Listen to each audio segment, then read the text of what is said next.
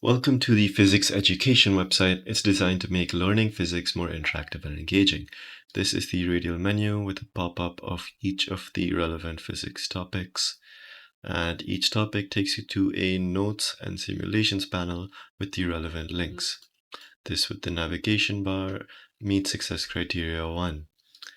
This is the search functionality where you can search up the specific topic that you want to see, the specific topic number, and if you wish, you can also just type the topic name. This meets success criteria 2.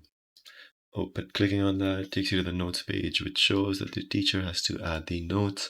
This meets success criteria 3, as the teacher's notes would be accurate to the curriculum. So look at each of the simulations. The title shows you what the simulation would do. In this specific one, it updates the different data values on the side.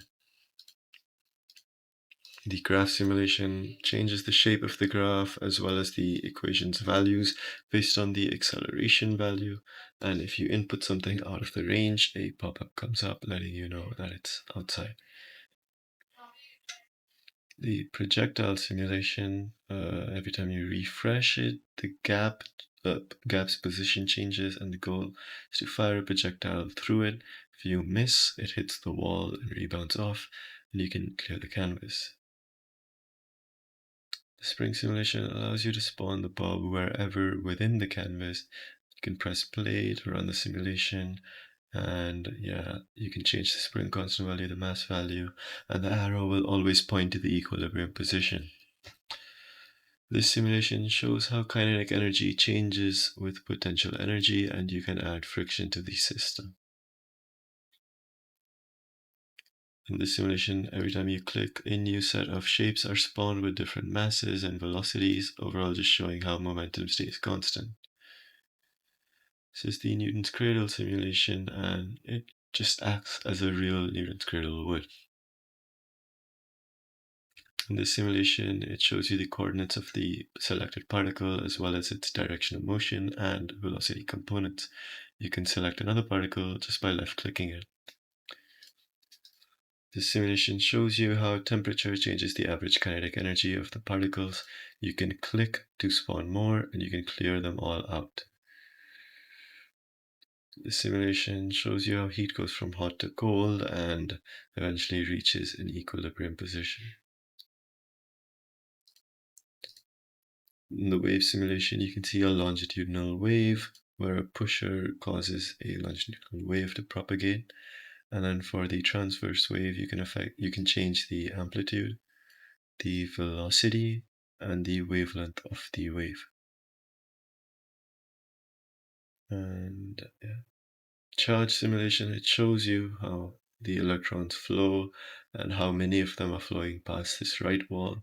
You can right click to spawn protons, middle click to spawn electrons, and left click for a repulsion effect. The second canvas just shows the flow of current being opposite to the direction of the electrons. This simulation shows how electrons flow in different circuits.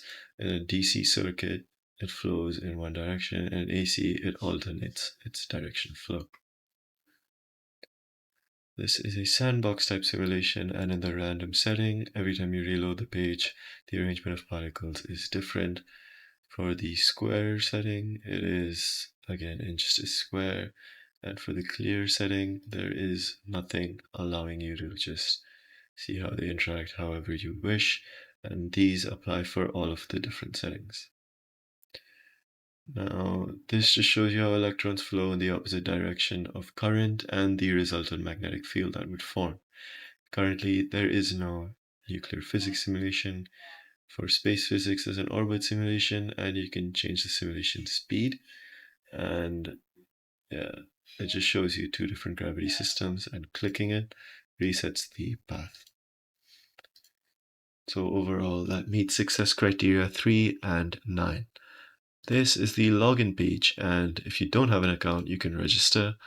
Let's try to register with this account and this username. And you can see that the username already exists. So let's try a different one. It tells you that the email already exists. So this makes sure that you are registering with a completely unique account. And you can't change your roles, as that is up to the admin to assign the roles for the teacher and other admins. And registering now should allow us to log in. This meets success criteria 4 and 5. And when you do log in, your password is hashed and stored in the database, which meets success criteria 10. Now, a student gets default view to the website uh, as if they weren't logged in at all. Let's move to the teacher account. Another teacher gets a different view of the website where they can edit the notes. And this meets success criteria 6. And if we click the edit note, you can easily just input the topic title and the relevant note content that you want to add.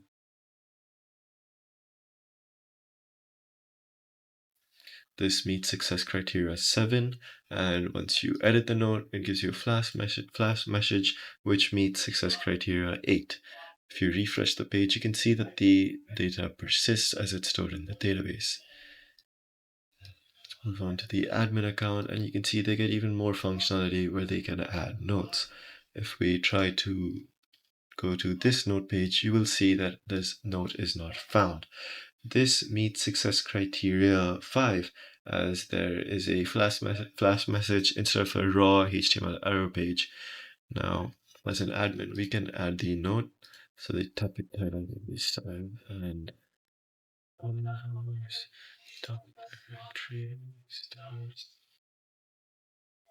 and the notes content is.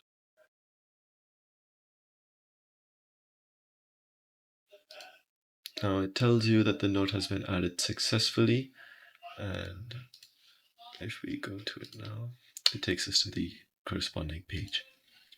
That meets success criteria 11. And if there are any bugs in the website, a user can simply click the contact button, enter their information, and submit. As you can see, if you don't enter all the information, then there's an error message. So you are indeed required to enter all of the fields. And then once you do enter everything, you will successfully submit the form and it goes to my email. Thus, this website offers an interactive and engaging learning and teaching experience. Thank you.